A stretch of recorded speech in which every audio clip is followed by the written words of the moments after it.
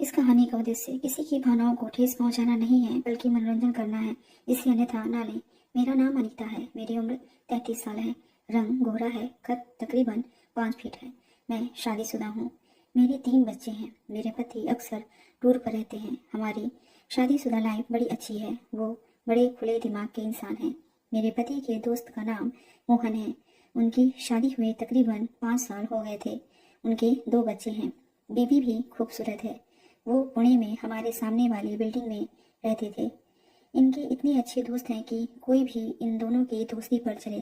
काफ़ी रात तक दोनों बातें करते, शॉपिंग साथ करते। मोहन की कपड़े की चॉइस अच्छी होने की वजह से अक्सर अपनी पत्नी के लिए नाइटी और कपड़े खरीदते, तो मेरे लिए भी वैसे ही ले लेते। मोहन एक जीप कंपनी में है और काफ़ी मेहनत का काम करने की वजह से हेल्दी और काफ़ी मजबूत हैं। ऊंचाई इतनी है कि मैं उनके बराबर खड़ी होती हूँ तो उनके कंधे तक होती हूँ। जब भी मेरे पति टूर पर जाते तो वो ही मेरा ख्याल रखते हैं। मोहन के घर वाले भी मेरा बहुत ख्याल रखते थे। कुल मिलाकर सब लोग हमें एक ही खानदान के समझते थे। मैं घर पर बहुत बोर हो जाया करती थी। इसलिए जब मेरे पति टूर पर से आए तो मैंने कहा, मैं आपकी गैर मौजूदगी में बोर हो जाती हूँ। तो उन्होंने मोहन से कहा, अनीता को ड्राइविंग सिखा दो ताकि जब भी बोर हो घूमने चली जाया करे। मोहन ने कहा, ठीक है, कल से चलते हैं। उनके पास ऑल्टो थी। अगले दिन हम लोग आरटीओ जाकर लर्निंग लाइसेंस ले आए और शाम को शहर से दूर जाकर ड्राइविंग सीखना शुरू किया। पहली बार गाड़ी चलाने जा रही थी, इसलिए मेरे पति बच्चों के साथ पार्क में ही बैठ गए और कहा, तुम लोग जाओ। पहले दिन कार चलाना बड़ा अच्छा लगा। मोहन भी दिल से सिखा रहे थे। हमारे बीच ऐसी कभी कोई बात नहीं हुई थी जिसका गलत मतलब निकले। वो मुझे भाभी कहते थे, जबकि उम्र में वो मेरे पति से 2 साल बड़े थे। अब रोज हम लोग रात 10 बजे खाना खाने के बाद कार चलाने के लिए चले जाते। कार चलाते हुए कभी मैं गलती करती तो वो मेरे हाथ को स्टीयरिंग पर पकड़ के सही सही बताते कि ऐसे घुमाओ, ऐसे करो। मुझे सीट बेल्ट बांधने नहीं आती थी तो मोहन ने कहा, मैं लगा देता हूँ। वो मेरे आगे से झुक के बेल्ट लगाने लगे तो उनका कंधा टकरा गया मुझसे। खैर, उस दिन कोई और बात नहीं हुई। मोहन सामान्य ही लगे।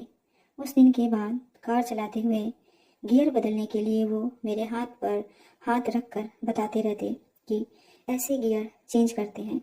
मुझे भी अच्छा लगने लगा था कि मैं जल्दी ही कार चलाना सीख जाऊंगी।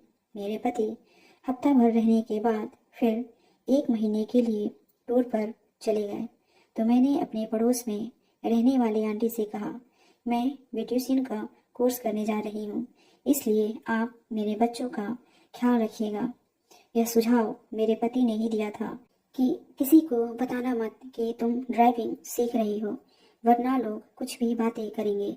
हमारे पड़ोसी भी बच्चों को बहुत चाहते थे, इसलिए कोई परेशानी नहीं हुई। बच्चे भी वहाँ खुश रहते थे। रात को मोहन कार लेकर आ गए और हम लोग फिर शहर से दूर चले गए। उस दिन वहाँ पर कुछ ज़्यादा भीड़ थी, इसलिए बार बार कार में ब्रेक लगाना पड़ रहा था। मैं इतनी एक्सपर्ट तो थी नहीं, इसलिए मोहन ने मेरे पैर पे पैर रख दिया और जब जरूरत पड़ती ब्रेक लगाते थे। उनका एक हाथ मेरी जांघ पर रखा हुआ था। मैंने उनकी तरफ देखा तो बोले, कोई ऐतराज तो नहीं? मैंने कहा, नहीं, क्योंकि मुझे तो सीखना था और सीखने में इतना तो होगा ही। 1-2 दिन उसी तरह रहा। तीसरे दिन कार में एसी होने पर भी मुझको गर्मी लगने लगी। दिल और दिमाग में हलचल होने लगी। मोहन ने मेरी तरफ देखकर पूछा, कैसा लग रहा है? मैंने उनकी तरफ देखा लेकिन कुछ बोल नहीं पाई, सिर्फ मुस्कुरा दी। बस फिर क्या था, उन्होंने कार एक तरफ रोकी। मैं सब कुछ भूलकर उनका साथ दे रही थी। मैं भूल गई थी कि वो मेरे पति के दोस्त हैं। मुझे बड़ा मजा आ रहा था। इतने में हमारी कार के सामने दूसरी कार आकर रुकी तो हम लोग जल्दी से हट गए। न मोहन ने कुछ कहा और न मैंने अपने आप को सही किया और घर वापस आ गए। मैं रात भर सो नहीं पाई। जब भी आंख लगती मोहन का चेहरा और कार वाली बात याद आ जाती। बर्दाश्त नहीं हो रहा था। पति भी घर पर नहीं थे। मैं बाथरूम में गई और शावर लेने लगी। इतने में मोहन का कॉल आया। मैंने मोबाइल उठाया तो उन्होंने पूछा, तुमको बुरा तो नहीं लगा? मैं क्या कहूँ, कुछ समझ में नहीं आ रहा था। फिर भी मेरे मुंह से निकल गया, नहीं। मोहन ने कहा, अर्पित को मत बताना। मैंने सिर्फ ठीक है कहा। मोहन ने पूछा, क्या कर रही हो? मैंने कहा, नहा रही हूँ। तो वो बोले, मैं तुम्हारे साथ समय बिताना चाहता हूँ। उनके मुंह से यह सुनकर मुझको क्या लगा मैं बता नहीं सकती, और वो भी ऐसे आदमी का जो मेरे पति का बचपन का साथी है, या यूँ कह लो कि उनका भाई है। तो क्या मैं उनके साथ, मुझे कैसा लगेगा? क्या मैं ऐसा कर सकती हूँ? मेरे दिमाग में ये बातें आ रही थीं। इतने में उन्होंने कहा, जवाब क्यों नहीं देती? मैं फैसला नहीं कर पा रही थी कि क्या जवाब दूँ।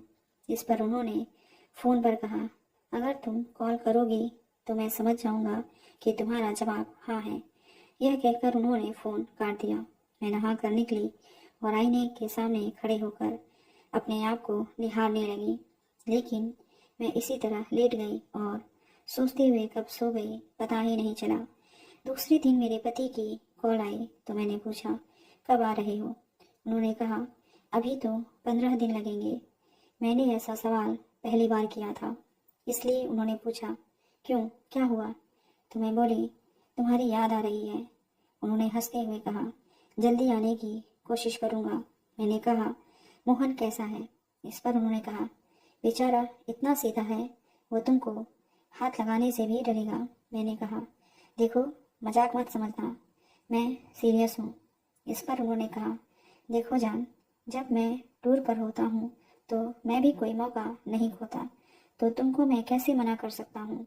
इनका यह जवाब सुनकर मैंने कहा, मैं तो मजाक कर रही थी। वो बोले, अगर तुम सीरियस भी होती तो भी मैं क्या कर लेता? अगर कोई अपने पर आ जाए तो दुनिया की कोई ताकत उसको रोक नहीं सकती।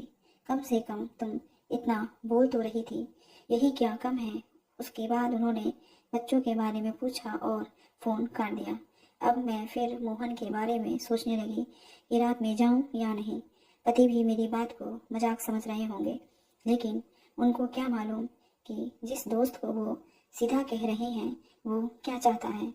इतना होने के बावजूद मैं दूसरे दिन मोहन को कॉल करने की हिम्मत नहीं जुटा पाई और उन्होंने भी मुझे कॉल नहीं किया और ना घर पर आए। इसी बीच मेरे गांव से मुझे कॉल आई कि रिश्तेदारी में शादी है, तुम आ जाओ। मैंने अपने पति से पूछा तो बोले, मैं नहीं आ सकूंगा। मैं मोहन से कहता हूँ कि तुमको गांव छोड़ आए। मोहन को मेरे गांव में सब लोग जानते थे, क्योंकि वो मेरे पति के साथ कई मर्तबा जा चुके थे। दूसरे दिन उन्होंने टिकट निकाली और हम गांव के लिए रवाना हो गए। पूरे सफ़र